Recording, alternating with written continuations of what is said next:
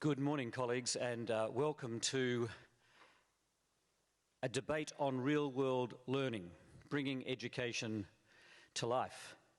And I think all of us who are gathered here for this debate recognise that the 2012 WISE gathering has placed at the centre real-world learning.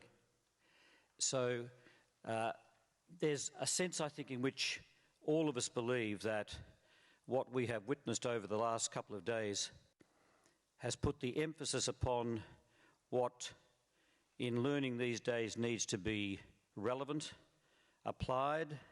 We have the WISE 2012 book that was launched yesterday, Learning a Living, talking about the importance of rethinking the nature of real-world learning for all young people to ensure that they are powerful learners with the appropriate 21st century skills to thrive and survive in a 21st century environment, and of course to become global citizens in the way that we heard of this morning.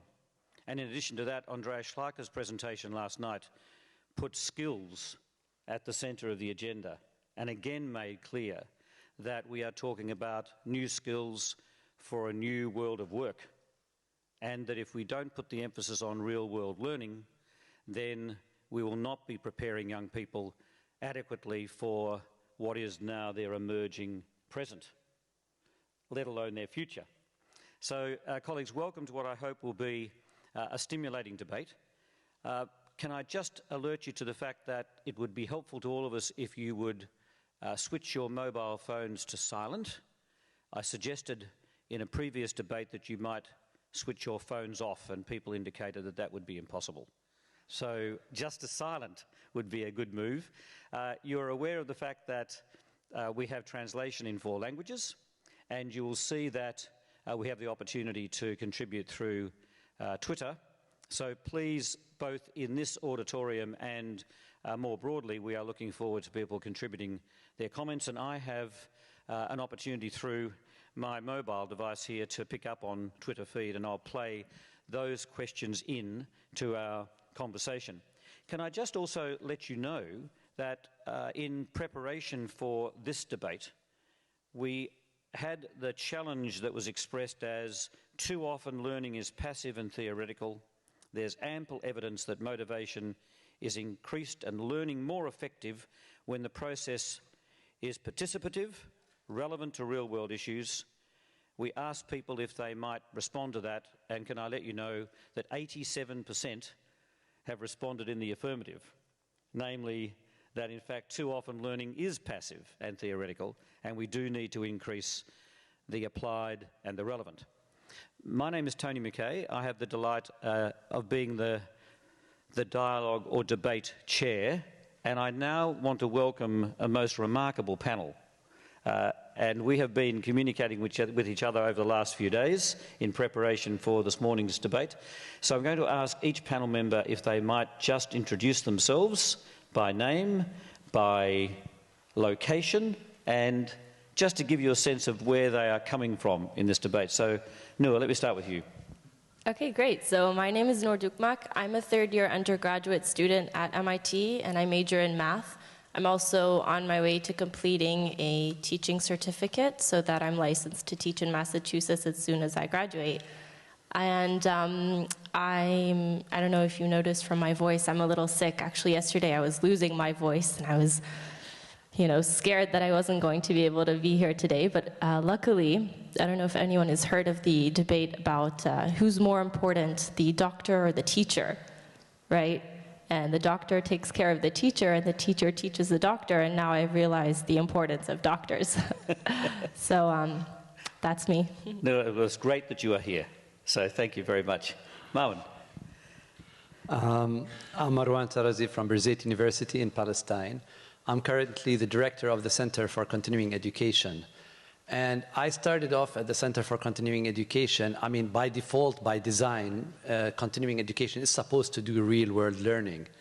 And then it was interesting for me because I discovered at some point we were doing something that's supposed to be relevant and real-world, but we turned out to be lecturing, giving lectures about some examples and some case studies. And that still didn't achieve the impact that we wanted to get into the community that we're working with.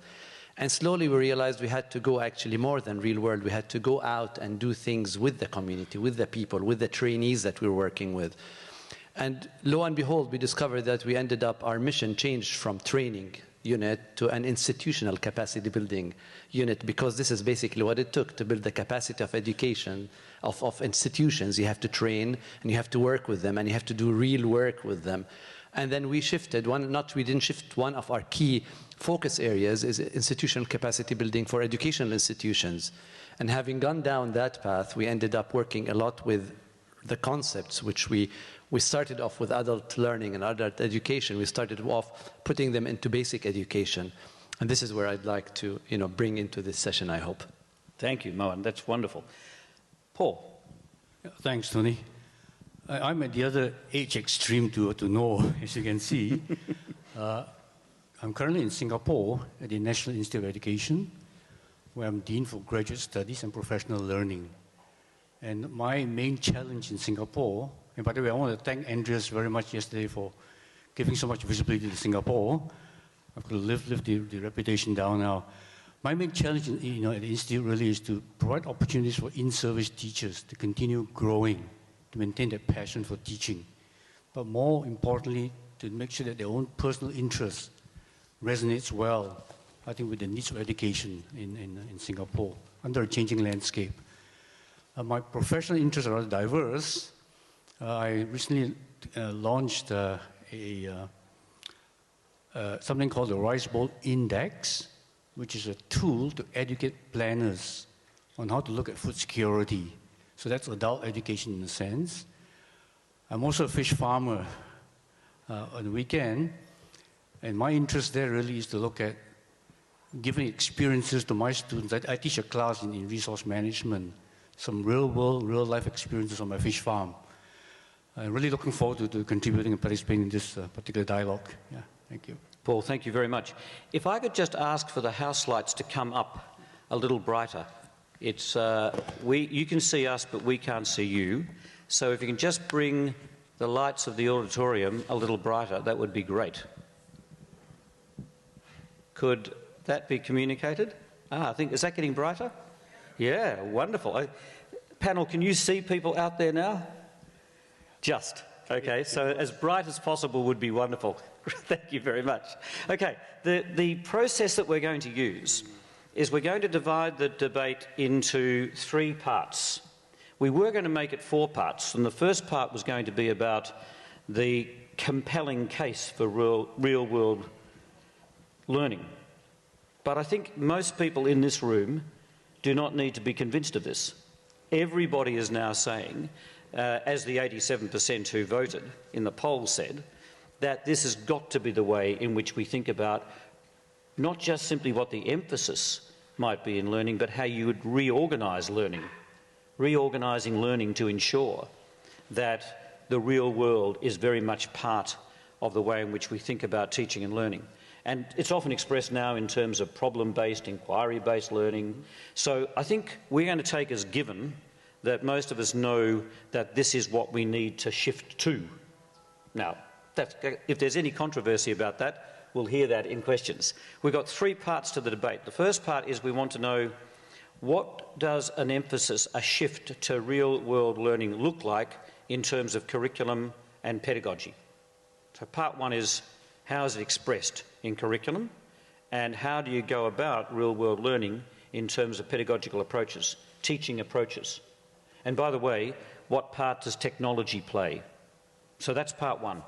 Part 2 is, what would we need to do differently in how we prepare the educator workforce to be more adequate, to ensure that real-world learning, in fact, is going to be effective? So we want to put the focus in the second part on teacher preparation and continuing professional learning. And in the third part, we want to ask the question, why is it that we don't seem to have the implementation of real-world learning taking place perhaps to the scale that you'd expect? Are there barriers in different countries to taking on a real-world learning focus? Is it true that, in fact, in some places there's resistance, that the policy environment is not conducive? So that's part 3. So let me begin with part 1, and can I just make it clear, colleagues, that after each brief contribution, we are going to go straight to you. So you don't have to wait till the end to participate. We're going to invite you to come in after each part and ask for your comments and your questions, and I'll pick up on Twitter feed as I go. Paul, let me start with you. Real-world learning, the challenge for curriculum, the challenge for pedagogy? Okay, well, let me just start perhaps by reiterating a couple of points that you made, and which were made by other speakers yesterday. The first really is, what are we readjusting our curriculum and pedagogy for? Right. I think Andrea's made the point about, 21st century skills, the 4 C's, critical thinking, collaborative problem solving, communication to some extent, and then finally critical thinking. Okay? I think we've got to have that as a background. Then the second really is, I think, okay, there's been a lot of importance. We heard yesterday from many speakers about the need for real-world learning and why we need to adjust our curriculum and pedagogy. When listening to the speakers, one takeaway message that I actually had, forming in my own mind was that we can't afford to throw basically the baby away with the bathwater. In other words, not everything lends itself to real-world learning. I think there's a very fundamental principles which you have to abide by, which doesn't lend itself to real-world learning. Now, having said that, I think there are some real challenges we face to incorporate more real-world learning into our curriculum and pedagogy. One, I think, is the balance between what inherently is more unstructured experiential learning when you try and do real-world learning with the more structured curriculum and pedagogies that we're so used to in conventional schools. Okay, and I think most of us, or educators, know that assessment modes, for example, drive very much the way we teach. Yeah? So how do you actually deal with that balance? I think this is a really key problem that we face, even in Singapore. The second really is to link the particular pedagogical approach with useful, appropriate real-world case studies. Problem-based learning, for example, case study and so on, yeah? Can we find some real-world situations? And it's actually quite difficult for schools. I mean, beyond schools, the workplace, it's a bit more simple. I think with engineers, with doctors and so on, I think you can transfer real-world learning situations into the classroom much easier. I think anyway. Now the third really is to look at, I kind of facetiously said, when we're discussing within the panel, if you can't take a prophet to the mountain, you're going to bring a mountain to the prophet. Okay?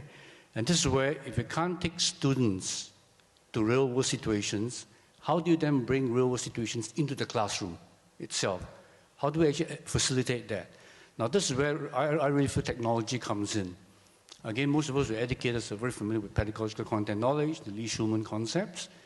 I think the kind of latest reinvention of the concept, of course, is TPAC, right? The technology, pedagogical content knowledge. And we're seeing now good examples of that throughout the world, actually. I was in Shanghai recently.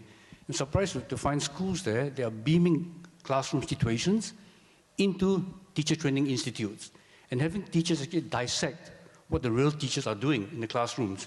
Now, that's one use of technology, ICT. Now, the other, of course, we're working with the Medical Council in Singapore as well, to look at augmented reality. Okay? Before somebody actually dives in the cadaver, can he or she do simulations on how to cut up bodies, basically? I mean, that is the second example. The third that I personally deal with quite a bit is the so-called practicum. Okay? Because after all, for the teacher, okay, his or her classroom really is the ecosystem. Okay?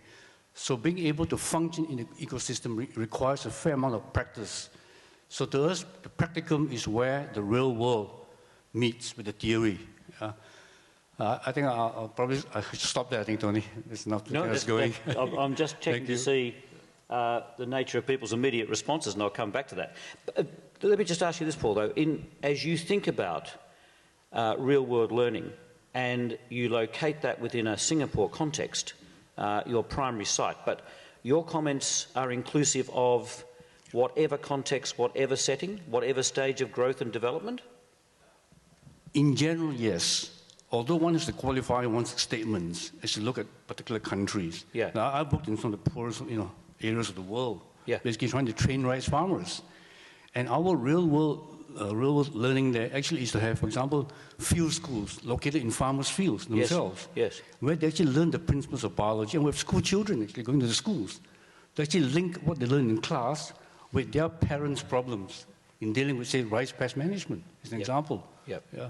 So I think really, it's really situation-oriented, I think. Well, I think just over the last couple of days, we've had numerous examples of precisely what you're talking about being revealed across different geographies. No, okay, let me come to you now. What do you think? As you say, you are at the point, we should just acknowledge that we have amongst our presence here a wise learner. Yes, exactly. So we are delighted that you are with us, and thank you. If we can just acknowledge that. So here you are launching into the next part of your own career, but you're also travelling on behalf of WISE. So you see what is starting to emerge in terms of real-world learning. What's your own view about how this might be expressed in curriculum and pedagogy? Well, first I want to definitely thank WISE for the WISE Learners Voice program, because it's just absolutely, as I think everyone here agrees, an initiative that is crucial to the conversations that we're having. It's crucial to be able to participate and also to go ahead and kind of travel around and be part of the conversations that are happening everywhere around the world. Now, for me as a learner, I'm in the learning process. I'm at MIT, and everyone thinks, oh, MIT, it must be a great place of learning, and I'm sure all the learning that happens is optimal and everything like that.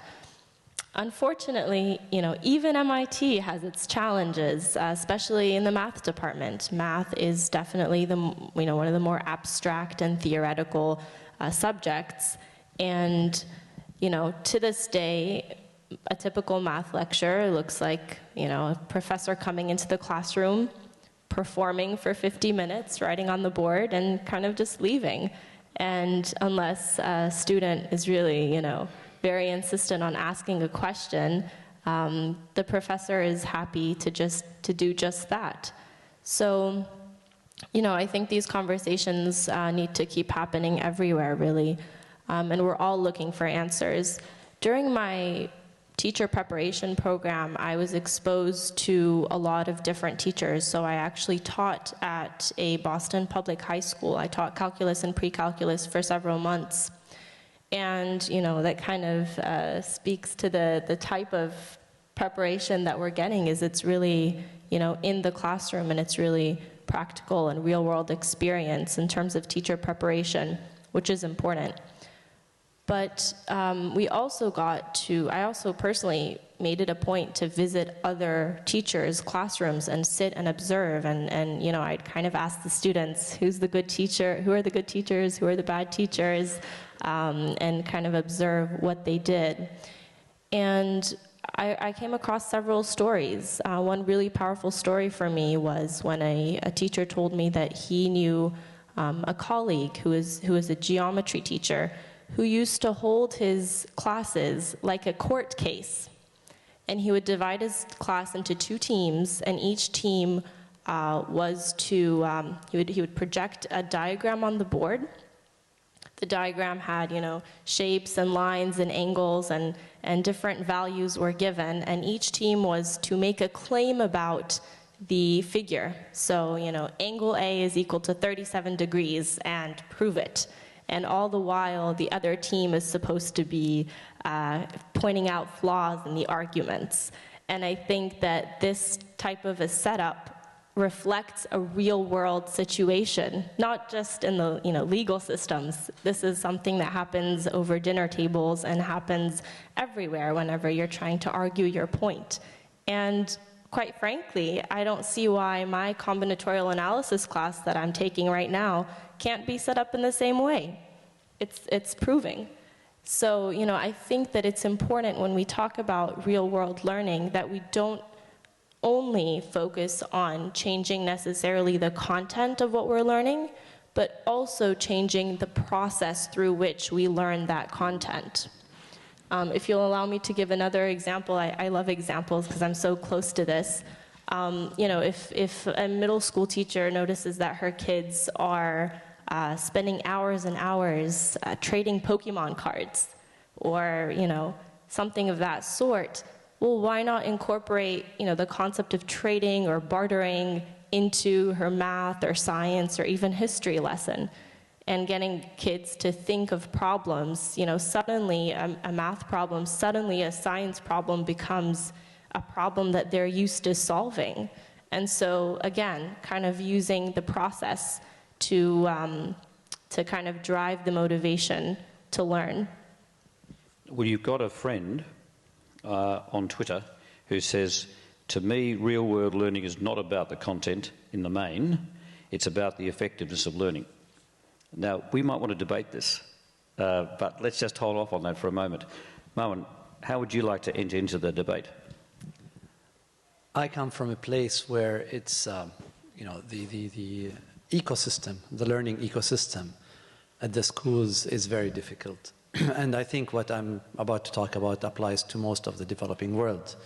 I mean, you have a situation, you have a textbook, and it's predefined what you have to teach, and then it's overloaded with information, and then you have a supervisor or inspector or whatever they're called, different places, that typically comes and checks that you have finished, today by November you finished chapter 3, between you should be around pages 17 to 29, and then you have teachers that are underpaid, and they have limited amount of time. So the ecosystem for getting to start thinking towards doing things like real-world learning, which is basically coming out of the standard textbook and what you're expected to do and what you're paid to do and what you're or underpaid to do, it becomes a serious challenge. So the problem for us, the challenges for us are enormous. We can maybe elaborate on that later, but for now, I think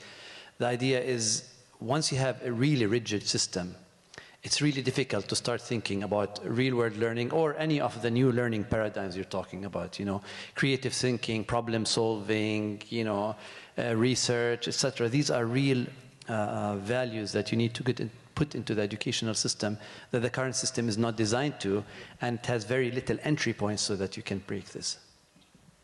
Let me just be clear here then, Paul, we've got a bit of a spectrum in terms of how we want to position this. Depending upon the current system, the dominant current system, as you have outlined, Marwan, there's a bigger challenge to make the shift, both in terms of content and in terms of pedagogy, but potentially it could be accelerated through the power of technology in the way that Paul's talked about. But am I getting you right when you say that this will be a bigger challenge to move into real-world learning environments in Palestine and in other developing countries? Yes, definitely. And say more as to whether or not you think you can leapfrog into this space. Can you accelerate into that space? I know we're going to return to that later, but you at the moment are an advocate for this approach. Absolutely. I mean, this is what we have to. I'm not saying that we're saying this is the current status, but we really need to think outside the box. We have to break. The current system with its variables is not going to do the kind of real-world learning that we're talking about. You need to invest in teacher education. You need to invest in curricula. You need to do so much. And the classical model, the way it's designed, is just not going to allow you to do the kind of changes that you're looking for. Whereas in Paul's case, Paul, I think you'd be saying that your system has already shifted. You are down the road in terms of integrating more real-world learning into your current approaches. And we're doing that because the system allows us to do that with technology. Okay. But in a sense, I disagree with Marwan. I think you can just situate your approach depending on the environment and the ecosystem, basically. Yes. In which your teaching learning is done. I gave the example of working with poor farmers. Now parts of China, Yunnan, I've been to really poor villages where the children study under the same conditions that we saw this morning on the slides.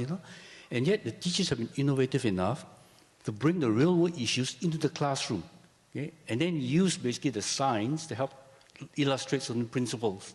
Yeah? And in the case I dealt with, many were rice-growing communities. So they were teaching children life cycles, okay, and also food webs. You know, and how do you learn that? By going to the real world, bringing the real world into the classroom, looking at, I'm a biologist, looking, what are the predators, what are the prey, and so on, actually. And very powerful lessons. So it doesn't all the time require high tech, or ICT for that matter. It's understanding what the principles are, and then applying those to particular real world situations. Well, we're not getting too much argument on the Twitter feed at the moment, so let me get out to our colleagues and get a microphone down the front. In fact, there are two. So can I get quickly the microphones coming down here? Have we got two microphones? Great. Good. And there's one there, and I need a second microphone. I'm hoping that there are two microphones here. Can you move a little faster down to the front and just wave? So let me give the first one here. Yep. Thank you very much. And then I'll move to you, number 2. And where do I get my third? And my third is there. Keep on waving. It's just there. That's the gentleman with the big smile. Fantastic. Let me take those 3, and you may wish to respond, but I'll take all 3 first. Yep, okay. Could people introduce themselves? Okay, so I'm Malak Zalouk, and I come from a country from Egypt where we've had 7,000 years of centralized type governance. So the ecosystem is also not that amenable to these kinds of changes. However, in the 90s, I was deeply involved in setting up a community school initiative in the hard-to-reach areas of rural Egypt, where we did 3 things that relate to what you were discussing. The first thing was that we kind of abolished what we call extracurricular activities. We just made them curricular. So this nomenclature that we find in a lot of traditional systems, let's do some extracurricular activities, which means they're not assessed and they're outside your regular teaching time. We actually made them within the teaching time, and they were assessed through authentic assessment and child portfolios. So the extracurricular activities were things like students doing their own committees for health, and they were going out to advocate for health issues in the rural village, and these were graded because they were doing statistics, and they were doing all kinds of other amazing types of activities. We also did a second thing, which was to integrate the curriculum. So whereas we were doing a history class, we were also doing a media class, because there was a child actually interviewing a historical figure about why they did what they did and how they could have done it differently. And the class was engaged in a historical debate, which had critical analysis, but also communication, media, etc., and other skills. We also did humanitarian approaches. So things like friendship and love were part of the curriculum. So whereas we had the whole week talking about voluntary work, we talked about values, we talked about friendship, but children were also writing letters to their friends, and so they were doing whole language, but they were also befriending others. Brilliant. Thank you very much. Thank you very much. A second, if we can just pass the microphone to the back and people can introduce themselves. Thank you. Thank you very much. I'm Andrew Lehman. I'm the Chief Executive of the Durban Chamber of Commerce and Industry, but I was a teacher for 30 years and a school principal, so I have some background in education. It seems to me that the problem is methodology as much as anything else, and I'd like to make 3 points about that, if I may. First of all, I think that many teachers are inhibitors of real-world learning because they're not in the real world. I think educators are often quite remote from the real world, particularly in terms of the world of work. The second point is that in my experience, and admittedly I'm going back a few years, many teachers used methodologies that they had experienced in the classroom themselves. So they were not using modern methodologies to teach modern children. And the third point is that once upon a time it was a case of one size fits all. In other words, teacher methodology was based on a supply issue, not a demand issue. The modern world involves much more individual identity among the people who sit in classrooms and learn. So one size fits all simply doesn't work anymore, and I'm not sure if teacher education takes sufficient account of individual differences, because They are really part of the real world. It's very interesting that you say that, just as I go to my third colleague, that in fact we've got on the Twitter feed here a number of people saying that it's not possible to have real-world learning, authentic learning, unless it's personalised. That is the antithesis of one-size-fits-all. So we'll pick this up. Yes, please. Thank you very much. I'm Jim Gordon, and I'm the founder and director of the Center for Mind-Body Medicine in the USA.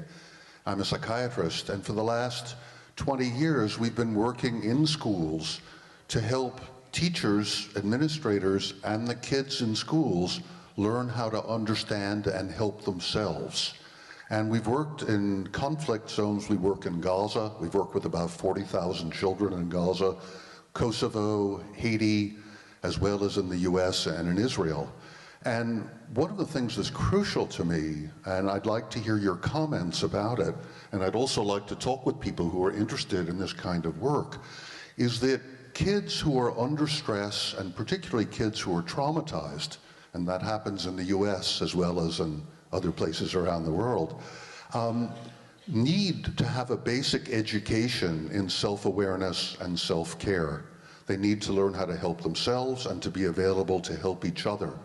And we teach the basic principles of self-care: relaxation, meditation, self-expression in words, drawings, and movement. And what we've observed is that it changes the whole climate in the schools, and that the children, or we also work with medical students, they learn better, they feel more relaxed, more hopeful, and more optimistic about the future. And to me, this seems to me to be fundamental. Most health courses are very abstract or kind of boring for kids. And I think it's really crucial, and I want to put this forward, that this kind of self-care become a regular part of education. And I wonder about your comments about it, and I'd enjoy talking with others here who are interested, particularly those in situations of conflict. So thank you. Thank you. Let me just come back to the panel then. You might want to pick up on any of those three, but let me just refresh the point that we've reached. I think there could be commentary on the notion of moving into a more holistic approach and not dividing extracurricular from curricula and putting greater emphasis on the integrated. There could be a response to some of the principles that have been outlined as a way forward, or indeed making sure that we understand that real-world learning is about self and well-being as much as it is about other areas of knowledge. So, a response. Noor, do you want to start? Absolutely, yes. Okay. I'm actually working on a project for Syrian refugee children education for Syrian refugees in Turkey, Lebanon, and Jordan. And I think, I mean, what you said is crucial. Their, well-being is probably even more important than, not probably, it is more important than, learning physics or chemistry or biology. And it should, I think that any sort of education that is delivered to them should go hand in hand with clinical psychologists, people who understand their needs, given what they've gone through. And similarly, this idea of incorporating ideas of love and friendship and all of these things that really help us to nurture ourselves. These are things that we are taught at college. Like, we're never taught it before, and for some reason, society has decided that, when you're in college, you are ready to talk about these things with other people, but before that, you're not.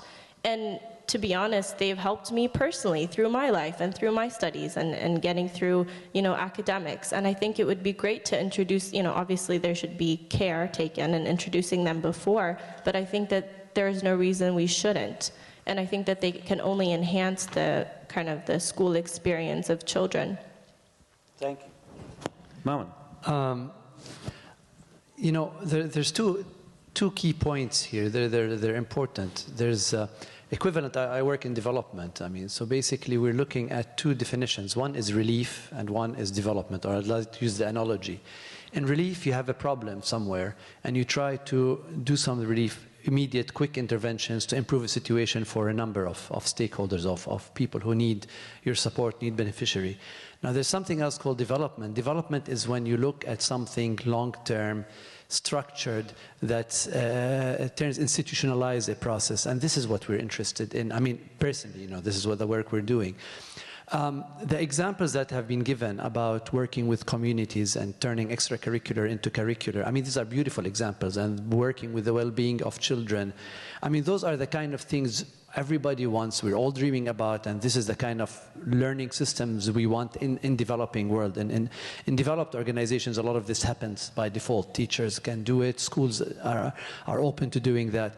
But in a developing context, the challenge is how can we this benefit of this project that works with 40, 400, 4,000 people, how can we make it a sustainable, structured system, and so that it becomes part of an ongoing process?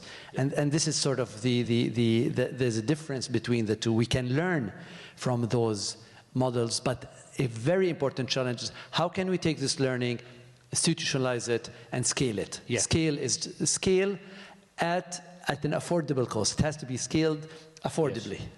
Yes. So these are the issues. And it genuinely does become an ecosystem of learning. Yeah, which is in fact where you started. Paul, comment? Well, perhaps on the second gentleman, I think, if we go back to yesterday's plenary, teachers basically at the center of any attempt to change, curriculum and pedagogies and so on, really. And we're finding, part of what I do in Singapore is, trying to create situations where teachers who have been trained, you purposely use the word trained as teachers, let's say 10, 20 years ago, feel comfortable to deal with the new environment, which actually frightens some of them, okay? Now, it's a case where unless teachers are in a comfort zone, they're not going to try and innovate, including things like introducing real-world situations into the classroom. We found that, we had to offer a lot of in-service courses for teachers whose comfort level was actually very low, to do collaborative learning, collaborative teaching, or to even do simple things like lesson studies, because they didn't have the confidence to do that. I think with the new teachers, people are like, no, I've got much more confidence that she can handle difficult situations.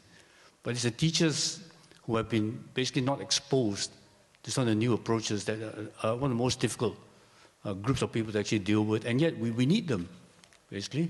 I think every system has those teachers. We can't afford to marginalize them. Because to me, every teacher is a valuable resource, for that matter.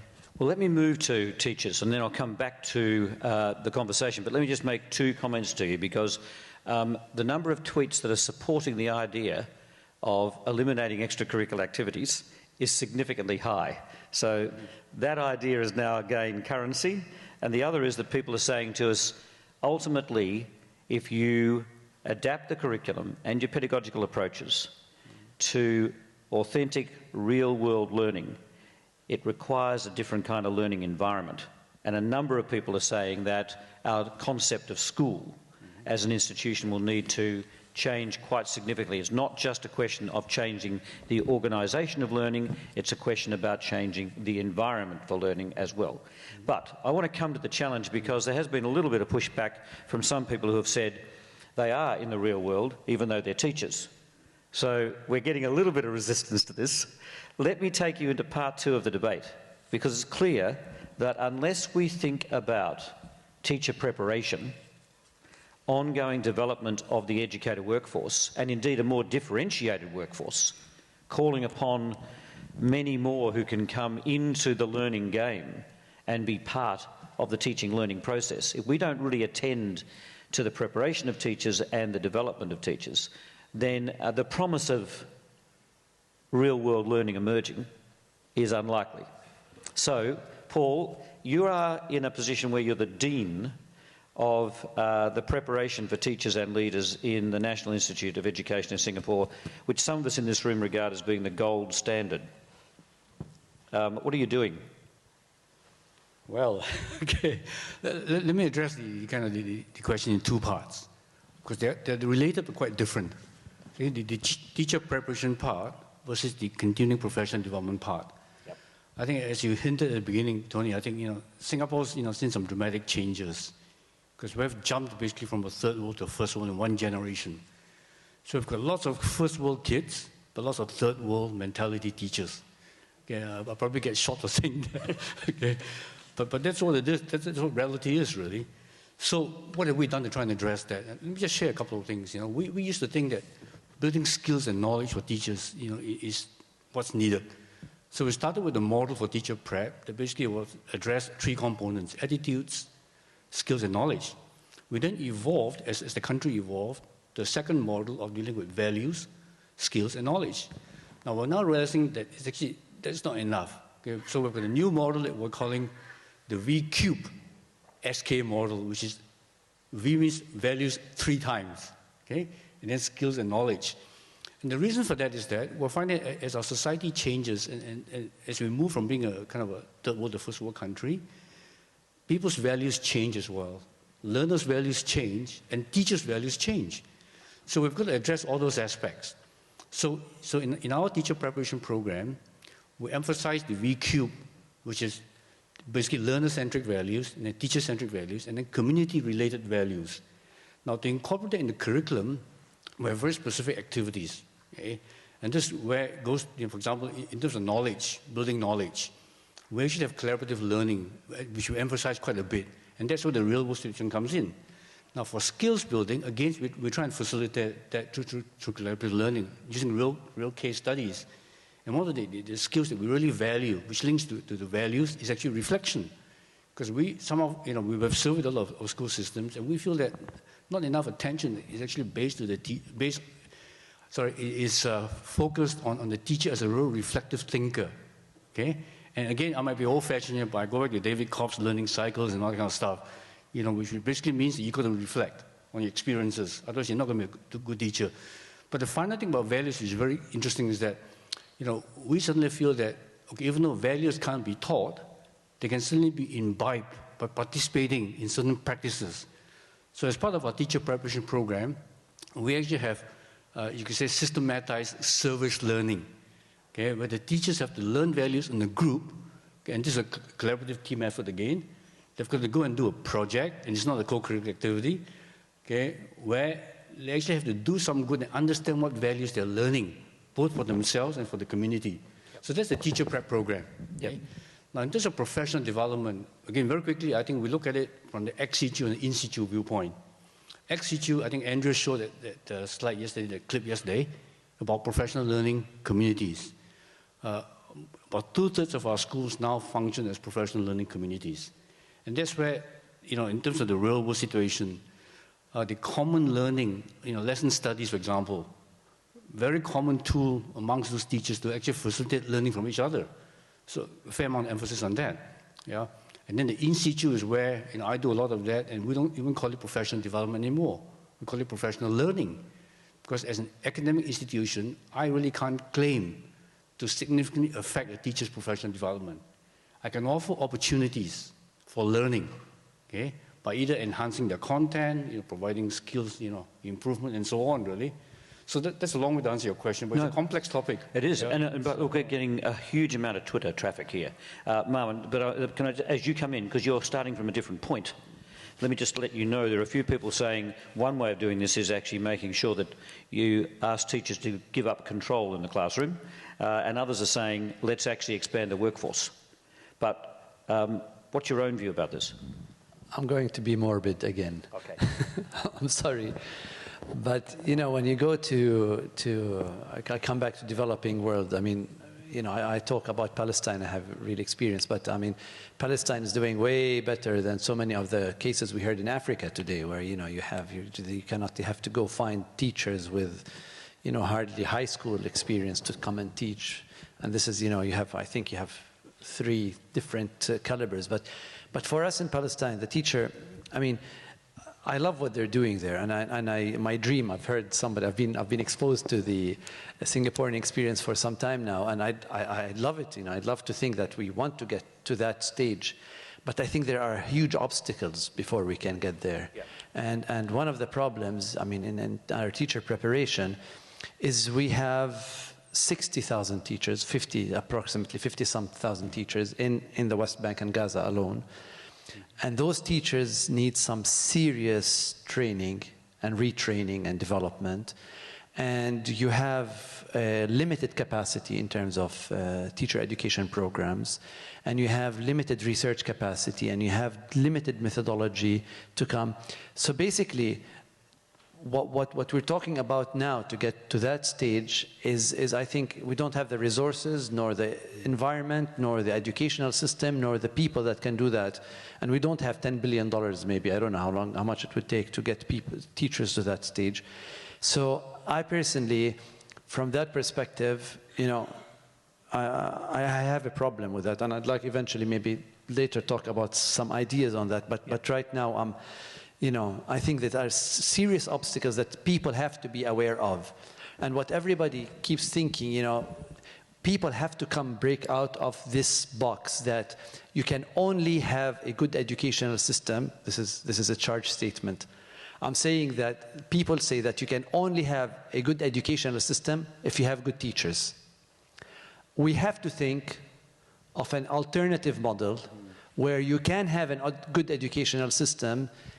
You can possibly have a good educational system if you don't necessarily have good teachers. If you have good teachers, that will work for sure. I'm not saying that this is wrong, but I'm saying we have to think of a model where without good teachers, you can do something. You need to think of this model for the developing world. If you don't find such a model, it's hopeless. We're just going to be doing little tests here, little pilots there, little interventions there, and the educational system is not going to get better, because developing countries, the one that needs education most, are the ones that are the poorest, are the ones that have the highest population rates. That means the number of students is growing further and further, and the economic situation is not getting any better for those countries, means that the money available for those countries is getting lower. So the chance is we're not going to be getting better, but things are going to start deteriorating for those countries. Okay, Mouman, let me just tell you, Noor, as you come in, there are 3 suggestions being made about how you can supplement and complement a core professional teaching force, particularly where you're challenged to have that quality and that quantity. 1 is technology. 2 is a more differentiated workforce. People are talking about paraprofessionals and others who can support. And 3 is that they say you need to play in the help of social entrepreneurs, not-for-profits, corporations, a range of others who can actually support learning. Now, you might want to come back on that, but let me go to Noor first, and then I'll come back. Okay. Noor? Well, I think in working with the Syrian Refugee Education Project, there's been a question of sustainability. We don't want to necessarily have this dependent upon us or anyone coming in, so we want to make use of Syrian refugee teachers to teach or mentor or whatever, guide Syrian refugee children. And, you know, we kind of stopped for a minute and said, wait, do we really want Syrian refugee teachers who have taught for 10, 20, 30 years in a certain model of kind of being the center of attention and just pouring knowledge into children's minds? Do we really want them to be at the center of this education project? And the answer is not necessarily. The answer is, well, maybe we want to redefine what a teacher is, and maybe redefine who we consider candidates for teachers. Maybe volunteers or parents are better candidates for this than teachers themselves. And just to give you a background, our project doesn't seek to open up more schools of the same model that has been, exhibited for the past 100 years in most countries. It seeks to open non-traditional forms of education in terms of, setting up an environment, be it a tent in a refugee camp, or be it, even like a structure, but, keep it as open as possible, keep it as flexible as possible for it to evolve with the needs of the children. That's not to say that, all teachers should go out of their jobs and completely lose their jobs. It's just to say that this is really the start of a new movement where we're recognizing that, we don't know what the future holds. We need to be able to prepare our kids for something that is gonna be, ever evolving, ever changing. They need to be critical thinkers. They need to be resourceful. They need to be independent. They need to be able to think for themselves and learn on their own if need be. And so this redefinition of the teaching position would include something that, I mean, as Marwan has said, something where even if you have bad teachers, the curriculum or the structure or the way the system is set up is such that students can still learn and can still excel. So I think that's, spot on. Okay, that's good. Thank you. And by the way, there are a couple of tweets here that I'll mention just as I get a couple of microphones. So right there, exactly where you are, is one. Yep. Number two is further up. I'm sorry. I've got the microphone to, first of all, no. Sorry, up there. Can you shift the microphone? My apologies. I'll come back. Can you wave, please? A woman there, please. Can you just get the microphone? Just keep on waving so the microphone comes to you. Great, thank you. Let me take those two first, and then I'll come to the back. That's great. But let me just say, as you come in, that a number of people here are saying, what about the shift of power to young people themselves? Okay, so can we be clear that the learner should be at the centre of this work? Okay, which is exactly your point, Noah. Let me go here. Yeah, my name is Wang Chunhong. I'm from China. I did the creative art therapist on autistic children and mental disabled people. So I think this title is very important for us because in the right way, we were very hard to teach those kind of people what we think is educated to them, what the knowledge as before or as normal people. So that's very important to let all the teachers of the special needed students, they know how to use the life way or what happened on their goal, on their life, and to community. Of course, the education is one goal is to communicate with them, right? Or let them communication with normal people. But when they have a language problem, the difficult time is to the teacher is how can they understand exactly the knowledge? Yeah. Compare the life thinking. Yes. The more function is when you teach them how to thinking about the problem in the life, and then the skill of your education, your teaching will be in life. Thank you. Yeah. Yes. Can I go to here? Thank you. My name's Joanne McPike, and I am the founder of a school called Think Global, and it is a school that travels the world and studies in 3 countries a year. The teachers and students move, so they experience real-life learning every single day. Their kids have become very resilient and open-minded, and we have 36 children from 20 countries at the moment who travel with us. We use the countries as much as we can in our lessons. In China, they studied math on the Great Wall. In Ecuador, we did science in the Galapagos Islands. And at the moment, they're in Buenos Aires, and they're studying the boom writers in cafes where the writers used to sit. And we encourage our teachers to get out of the classroom as much as possible, and we use technology to share the experiences with the rest of the world. What we've found is the teachers are so happy to get out of the classroom when given the opportunity. I think that a lot of times teachers would love to get out of the classroom but are not allowed to by the school administration and things like that. I think that maybe they should even just very slowly start allowing them to get out of the classroom, do a math class under a tree. One of the biggest issues that we have with real-life learning is how do you grade it? How do you assess real-life learning? And I've spoken to a couple of college admissions people because, I'm not a great fan of standardized tests, but, their question to me is, well, how do you grade critical thinking? How do you grade real-life learning? Thank you. Thank you very much. I want the microphone back to the gentleman who had it before. So, sir, can you wave? Thank you. Okay, so, yes, that's right. And then can I get this microphone up to the back? There's people waving. Keep on going. No, sorry, I've got it right behind the gentleman who spoke before.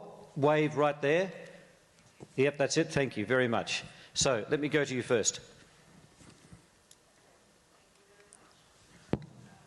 I would like first to introduce myself. I'm coming from Senegal, and I'm the national coordinator of the UNESCO Associated Schools Network in my country. And our objective is to teach students how to live together. This is an expression which involves many things. And it's why things like World Heritage, sustainable development, or things like democracy, peace, and justice, human rights, education, are things we're dealing with. Yes. And our objective is the main objective of the schools, associated schools, is to develop education projects through this team, through these activities, where children are in the center of the activities, of learning activities. And to my opinion, education is not only something you can get through books. I think that extra activities and some activities out of schools and activities which can help students solve real-life education are very important. And it's why, for example, in our country, in our schools, we often develop some kind of project educations, like a project which is very important for me is a sandwich project dealing with problems of environment, and where students themselves go in their locations and adapt a beach. They adapt a beach and they try to first to select all the problems which are on this beach and try to find out solutions for them. Thank you very much. That's wonderful. Now, I'm going to get one more here, and then I'm going back to the panel. Thank you. My English is not very good, and I speak Spanish. Okay.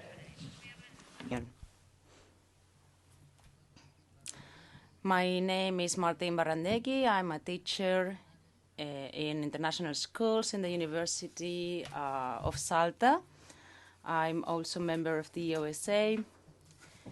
Every year I start my course saying that there are no silly questions, but silly people who do not ask the questions they want. That's why I try to encourage pupils to ask questions. I want my students to ask. I remember Benjamin Franklin, who asked his sons when they came back from school, "How many questions have you asked today in school?" Why? Because by asking questions, you can learn. There's something else I found interesting. Mr. Deng said something about teachers who find it hard to go back to training courses, to become students again. He spoke about teachers who find it very hard to get acquainted with technology because they haven't been trained to use technology. What I want to ask is to Mr. Deng, how did you manage to encourage teachers to go back to the classroom to be acquainted with technology? Thank you. Paul, a quick response to the question. How did you encourage teachers to go back to the classroom and get acquainted with technology? Well, briefly, two ways really.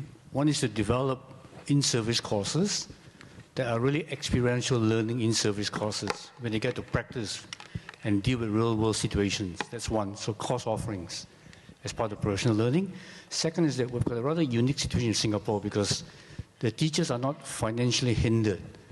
As some of you know, every teacher is given 100 hours of free training a year, and they actually have to find time to use that training or learning for that matter, yeah? So those are the kind of two twin forces that we have. The third, of course, is that we've got a very strong learning sciences group that does research and also develops training courses.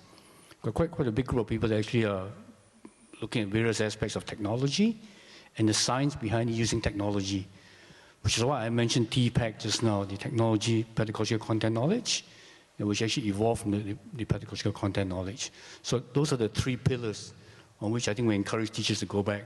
Yeah. Colleagues, I'm going to take you to part 3 of the debate, and then I'll come back, okay?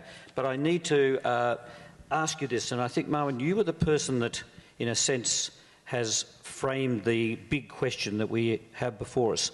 Even if we have a different view about how we define real-world learning, and I've heard that it encompasses everything from the personal through to issues of global security and sustainability, right, and the entire skill set that we're going to need in order to make sure that we're healthy and happy as individuals and that we're actually a sustainable human race. So that's the kind of continuum of real-world learning that people have talked about.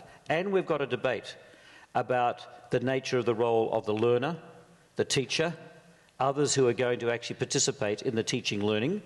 And your very point now about the fact that this is now up for grabs, even though we've got Andreas saying yesterday that no system can actually reach the high levels of performance without actually placing the quality teacher at the centre. So we've got a debate. But the big debate, I think, that's emerging through the Twitter feed is how do you, in your language, Marwan, take this to scale? We've got plenty of examples of people who are doing remarkable real-world learning, but you don't necessarily have a whole ecosystem of real-world learning.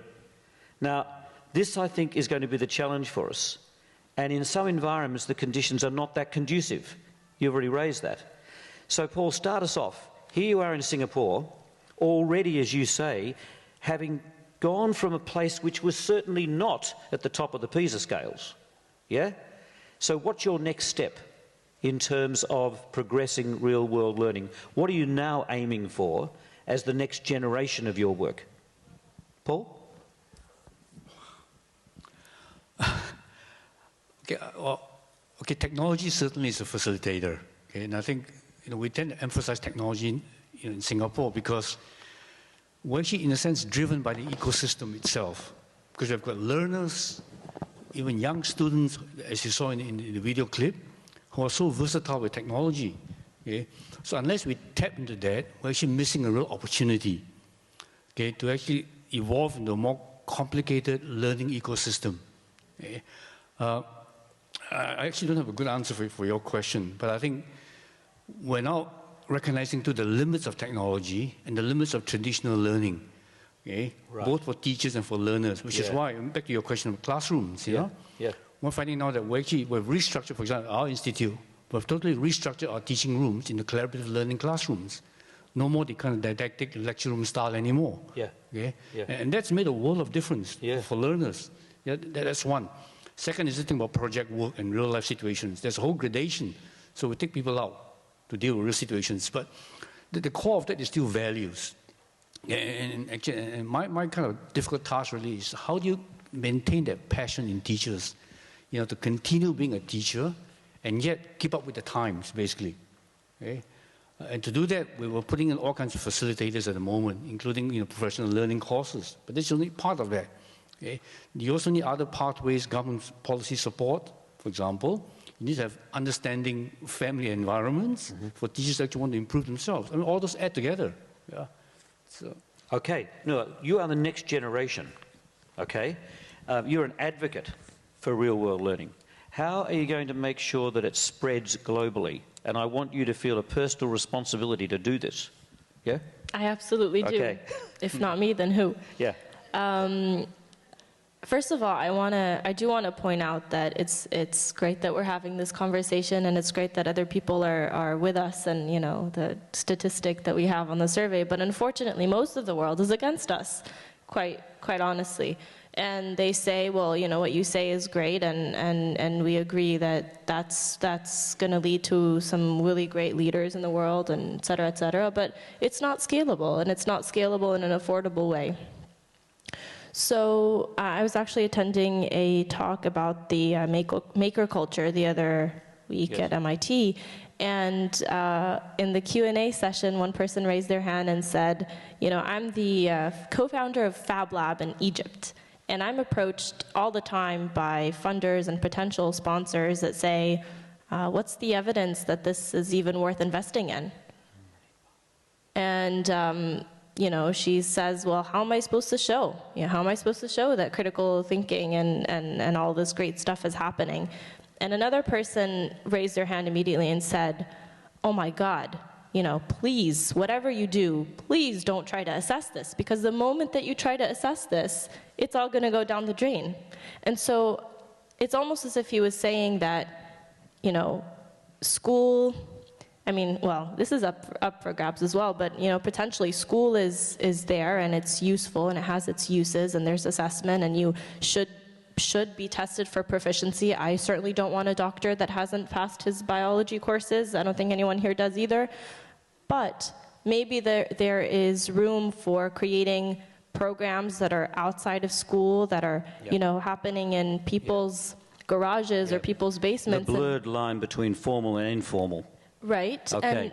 And if you see kids' interest in that, that's a statistic. You know, if 80 kids are choosing to use their Saturday afternoon to go to a maker fair. Yep. Let's see what the demand side does. Marwan, come in, help us here, because we might have to think outside the box. All right.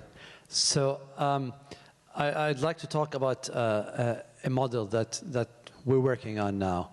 So what we did, we said, okay, we're stuck with a system, a curriculum. We have to work with this system. The formal educational system. So we go out, we get the textbooks of the educational system, and we look at the intended learning outcomes section by section. This is something we're working on now. So we take the objectives of each lesson, and then we develop what we call learning objects, or extended learning objects, and those learning objects address the same objectives required from the textbook, but we put in it problem solving, creative thinking, critical thinking, writing, real world learning. We integrate those elements into those learning objects. And then we take those learning objects and we give them to teachers to go teach in the classroom. So suddenly we have a teacher now has a set of what we call learning objects. They include activities, resources, digital media. It could have a lot of digital media resources available all over. And then, most importantly, activities that allow the learner and the students to go and do something in the real world, to think, to write, to think of multidisciplinary work. We're no longer teaching, for example, science for the sake of science. You're teaching science for the sake of learning, for inquisition, etc. And so in this case, once they give this to a teacher, what happens, the teacher no longer needs to be the only source of knowledge and information and the driver. The teacher becomes a facilitator of the learning process, which is well described into this learning object. I mean, I know we're running out of time. We could talk more about that, but this is the gist of the model that we're working on now. Marwan, that's fantastic. Colleagues, we have run out of time, but can I just do this in closing? People have asked about the question of purpose.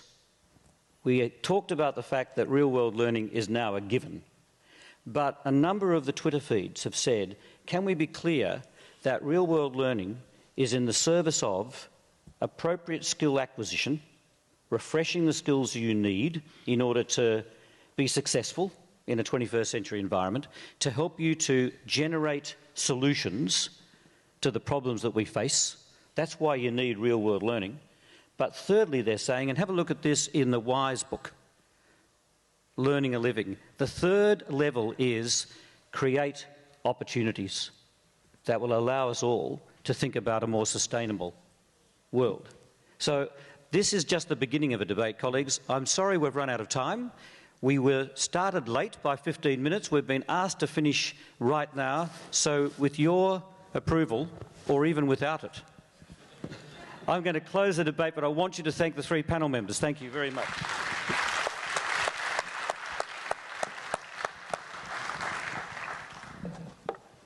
And thank you for your participation.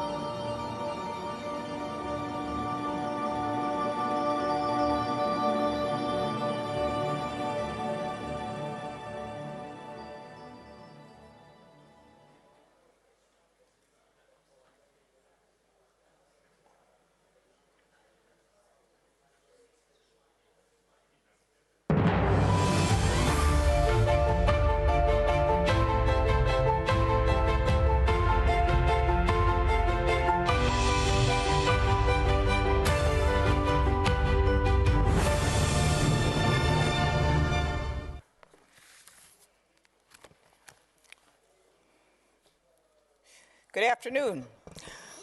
I'm Helene Gale, and I'm President and CEO of CARE.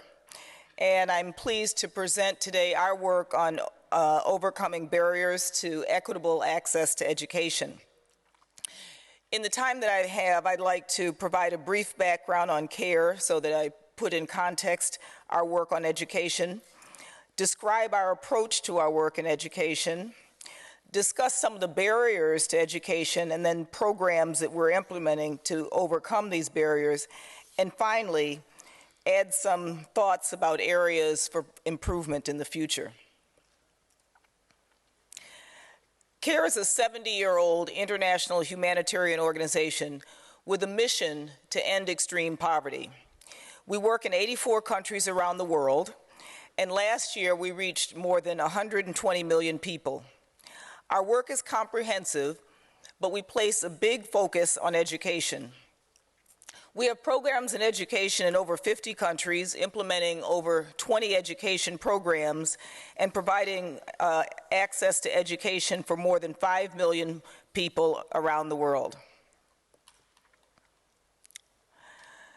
Across all of our programs, we put empowering girls and women at the core of our work, because we believe it is critical to having the kind of long-lasting impact that we hope to have on ending poverty. Now, education is key to our mission for many reasons. It's essential for empowering girls and women and helping them to realize their full potential and become aware of their rights and their responsibilities. It also helps girls and women build the capacity of others by empowering them to take action and becoming influencers in their families and in their communities. And it also enhances other human capabilities, such as improving health outcomes, enhancing access to critical services, and last but not least, it helps individuals, communities, and countries improve their livelihood opportunities and economic status. Our approach to education is three-pronged: inside, outside, and after. We work inside the classroom, ensuring that girls and boys receive a quality education. We work with teachers, with communities, and ministries of education to create culturally relevant, gender-sensitive curriculums that include life skills as well as vocational skills. Outside of the classroom, we help parents and communities understand the importance of education. And then after school, through sports and civic leadership activities, we help empower students to organize and advocate for their rights. In addition, we think that it's important to include leadership skills in all of the work that we do. We recognize that leadership skills development should be prioritized to help negotiate relationships and redefine structures that inhibit future success. This includes development of girls' leadership skills, competencies, through equitable education and supportive leadership opportunities. This, coupled with advocacy and support to raise community awareness and influence, adds up to girls being able to exercise their rights, motivating girls to become advocates for change, fostering change at the individual, home, community, and national levels. Through our years of implementing an integrated, holistic approach to education, we've learned valuable lessons about the barriers to quality education for girls and boys, and have developed programs to try to address some of these barriers. Now, this is not inclusive of all the barriers, but some of these that we particularly focus on are listed here. So, low social status. We know that families with meager finances are less likely to send their children to school, and if they do, they prioritize sons' education over daughters. High domestic workload. Girls' value is often seen as helpers for mothers in the home, and so they're not encouraged to go to school. Lack of quality education, limited by the likelihood that lack of quality education limiting the likelihood that relevant learning is actually going to take place in the classroom. Early marriage. Once a girl is married, she's unlikely to continue her education if she ever started in school to begin with.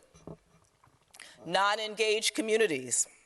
They may not perceive the value in educating their children, especially girls, and don't hold teachers accountable for teaching quality education. And finally, school safety and sanitation. Parents are often reluctant to send girls to school if the environment isn't safe. And likewise, if sanitary conditions like toilet facilities for girls or hygiene products for adolescents aren't available, girls are less likely to stay in school. So now let me give you some examples of programs that we implement to try to overcome some of these barriers. In Egypt, girls' lower social status often prohibits their participation inside and outside of the school. Girls of low social status often don't have the same opportunities as boys and often are not allowed the same liberty as their male classmates and their brothers. Through a recent project, we saw girls being elected into student council for the first time by both their male and female peers because they were seen as role models due to their ability to articulate themselves and envision change for their schools, a skill that they had acquired by participating in a leadership development program. Communities were also increasingly engaged and supportive of girls' new confidence and roles inside and outside of their classrooms. In Cambodia, traditionally higher domestic workload burdens such as fetching wood or taking care of younger siblings prohibits many girls from attending school.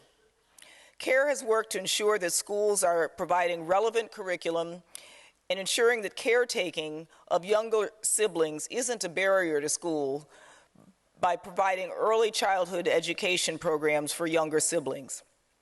Community attitudes and behaviors have allowed for the gradual shift in workload assignments and responsibilities previously assigned to girls. Through community engagements, parents, husbands, and brothers are now engaged in some of the same household chores that girls used to do so that girls can now attend school. In India, teachers are receiving training on improving their gender and cultural sensitivity while teaching. Teachers often teach the way they were taught, which doesn't always equate with equality or culturally relevant education. Beliefs about individuals' capabilities based on their social class or gender can prevent teachers from seeing the potential in their students. Many teachers also did not pay attention to the gendered needs of their students.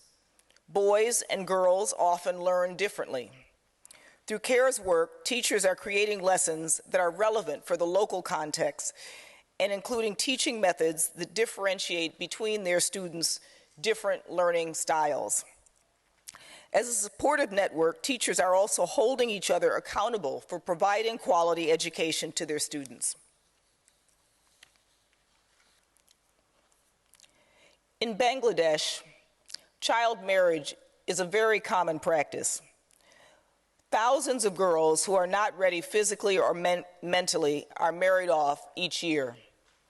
Early marriage for these girls leads most often to dropping out of school, loss of independence, and they risk many health-related problems.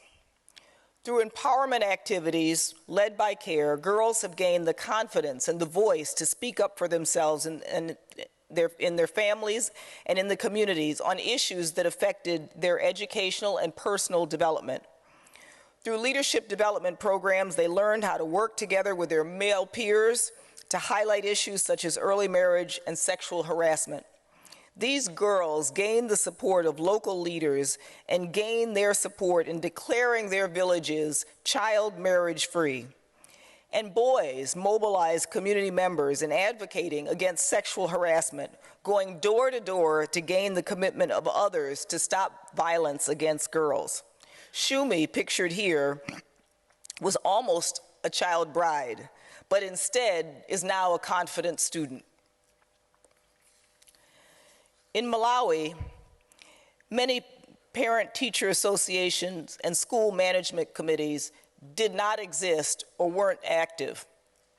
Through participatory approaches, these groups, which include parents, teachers, community leaders, and students, are now creating action plans and coming up with community-based solutions to address the challenges that currently face their students. And finally, this program in Yemen targets girls who were once banned from activities outside the home, not permitted to attend school, and not consulted in decisions that affected their opportunities in life. For many girls, because they're not supported in the decision to attend schools, it was not safe for them. Engaging communities and parents has helped assure girls safe access to school. Through extracurricular activities like radio forums, they've built their leadership skills and are excelling in school. These students are now being asked for their advice by their peers and are seen as role models in their communities. The girls' parents and communities are now supportive of girls, making it safe and successful for them to attend school. Key to learning from our experience is doing research and measurement to understand and then be able to share these learnings. Measurement needs have to go beyond basic surface levels, like measuring the numbers of students enrolled and whether there is the same number of girls and boys or gender parity. Neither guarantee that learning is actually taking place or that there's actually equality in learning. So we look at the multiple dimensions of educational quality: equality of learning, educational attainment, and whether this education actually leads to empowerment. We have to develop and test sets of measurement tools, and we think that these types of tools are helping us to better understand factors like changes in youth leadership, gender equity, and student and community perceptions about schools. We also know that change takes time, and so we've created a framework to measure longitudinal and holistic domains in education beyond just those surface indicators that I mentioned before. So our experience has taught us many, many lessons. There are multiple and complex barriers that prevent children and youth, especially girls, from education. These are different from each community and need special attention if we're going to create approaches to overcome them. Empowered communities can create the enabling environment for students' equitable access to quality education. Without community ownership and involvement, children are much less likely to receive a quality education. But we still need better measures of underlying barriers of education and of progress. Surface measurements do not do justice to the true causes of marginalization or measure sustainable progress against them. Longitudinal projects that focus on removing the barriers to education are critical. Based on our experience at CARE, we know that change takes time. Long-term commitments are needed to bring about lasting change. Additionally, greater awareness raising and advocacy is needed to ensure the resources and the policies that will enhance quality, gender-sensitive education and address some of the key barriers to accessing education are ensured. But I think a picture is worth 1,000 words. So let's look at this short video that I think sums up nicely what I've been trying to say.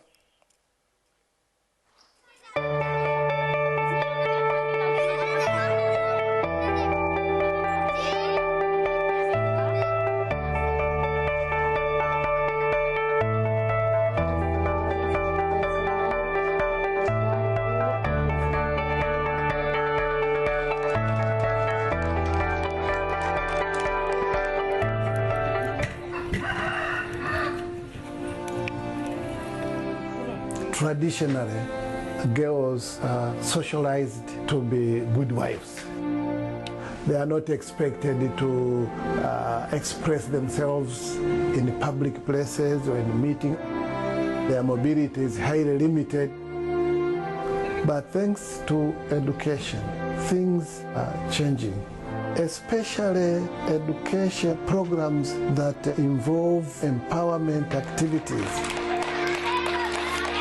Por parte de la cultura de esas comunidades era que las niñas deberían de educarse, pero para ser madres, para estar en el hogar, pero no para estudiar. La prioridad eran los varones para ir a la...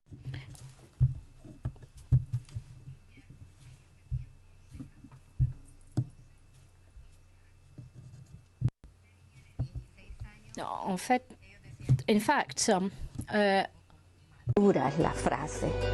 El trabajo consistió en cambiar esa parte. Resultados. Girls don't have somebody to look up to. Some care is doing role modeling for the girls. We are building female teachers' houses so that a female teacher can come and live in the rural areas where there literally are no female teachers and they're only male. We want to keep women and girls at the forefront of our work, whether it is food security and livelihood work, whether it is violence against women work, whether it is economic development and bringing women into income earning opportunities. L'empowerment, ça nous a permis de créer une confiance.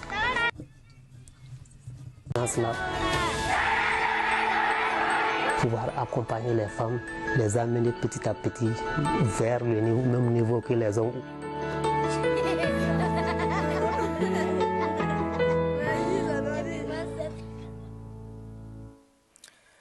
Through our work together as a global community, we can identify and address the complex barriers that inhibit access to education. It takes all of us to share knowledge, resources, and inspiration to change the situation. Education is a key enabler to lifting individuals, communities, and societies out of poverty. Malala's recent courageous acts in Pakistan are a timely and real reminder of the plight that far too many of today's children, especially girls, have to address each and every day. This quote is from a girl in one of CARE's projects. She's a representative of the real changes that we're seeing as a part of our education and empowerment work. All of us together can help girls like her realize the right to education as a result have a better and much more hopeful future. Thank you.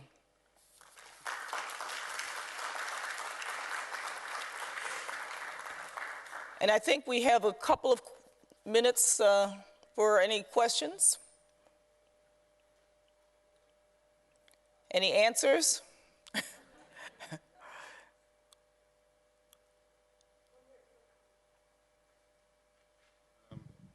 Thank you. You want to stand up? Oh, please. My name is Hassan Diab. I'm the Minister of Education and Higher Education in Lebanon. It's more of a statement than a question. This morning's initiative is a great initiative in as far as educating a child. Education of children, no doubt, means transforming their lives, which in turn transforms their cultures, their societies, their countries, and the world. There was a question that was, or a statement that was made this morning. I didn't have a chance to respond, which said that many countries do not accept non-locals into their public systems. In fact, when I accepted this position over a year ago, my initial decision was to accept every single student that applies to the public sector. Lebanon has around 1 million students in 3,000 schools, which includes about 300,000 in the public sector. At the time, most of the students were Lebanese. Now we have students from over 22 nationalities, including over 14,000 students over the past 2 months that have come from Syria.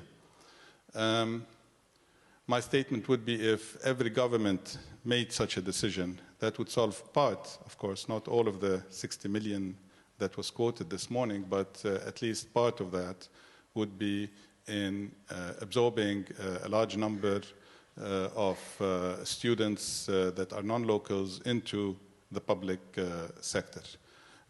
We have done this in Lebanon despite our problems in the public sector vis-a-vis quality of education, which we're trying to improve in many ways. But I would suggest that this would be a global decision that would allow students that, for different reasons, enter different countries that would automatically be accepted into the public sector. Thank you. Yeah, thanks for your comment. And I think, you know, obviously learning from experiences like yours help to change people's attitudes and thinking about issues like that. Clearly, as we become a more global world and as we become more interconnected and frankly have some of the challenges that we see outside of our borders in different countries, I think taking creative approaches to that is critical, because uneducated children, no matter where they are, lead to instability, don't help grow economies and all the challenges that we know. And so educating a child wherever they are is probably the best way of assuring that kind of growth and equity. But as you know, everybody doesn't necessarily feel that way. So your type of example, I think, will be helpful and sharing your experiences, how to be able to maintain a strong educational system, continue to improve the quality, even while you continue to have increased numbers of children in that system.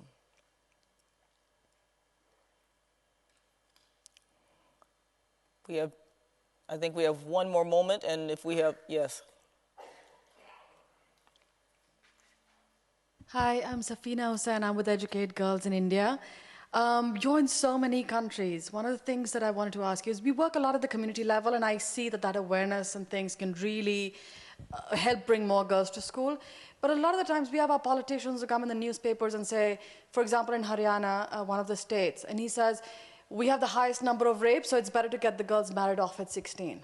And that will reduce. You know, how is it that you, being in 50-odd countries, do you deal with these sort of institutional and political factors, which can sometimes have such a huge impact on girls accessing education?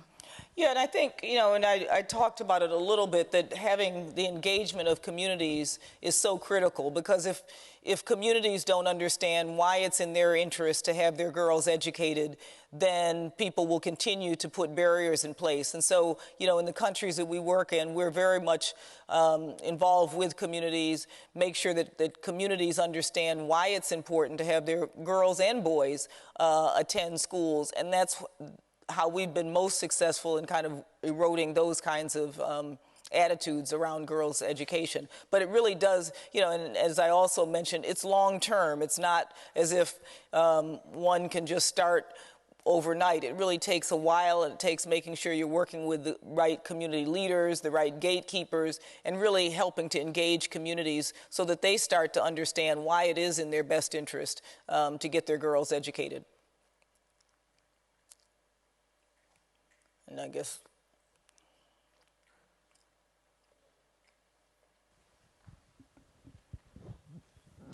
Merci. Yes. Thank you. Thank you very much. My name is Boyode Sakina. I come from Togo. Our region, West Africa, has been living through armed conflict and civil wars and civil disruption for the last few years. So we have many child refugees in our region. And as the Lebanese Minister of Education just said, the High Commissioner for Refugees has intervened with our government in order to improve the schooling of child refugees into our own education system. So we have children coming from Sierra Leone, from Côte d'Ivoire, and from Liberia in particular. And This has enabled us to send many child refugees to school, including, in fact, English-speaking children coming from Sierra Leone and Liberia. They could, in fact, even start learning French. The most difficult part was to allow them to have birth certificates, and realized there was in fact a survey carried out so that they could have a copy of a birth certificate drawn up so that they could go to school. Another good example, and yours is a multilingual example as well, of how you're being able to integrate children from, who are facing conflict and refugee situations, including children who don't speak the language within the country. But I think more and more examples like that are very useful, and it's why, again, I mentioned how important it is to be involved in advocacy and policy change as well, because I think there are a lot of policy barriers to children in difficult situations continuing their education. And if we all believe that education is so fundamental to continuing to advance societies, we shouldn't have any barriers in the way of children having access to education, whether they're refugee or displaced children or whatever the issues are. So thank you for that example. Thank you.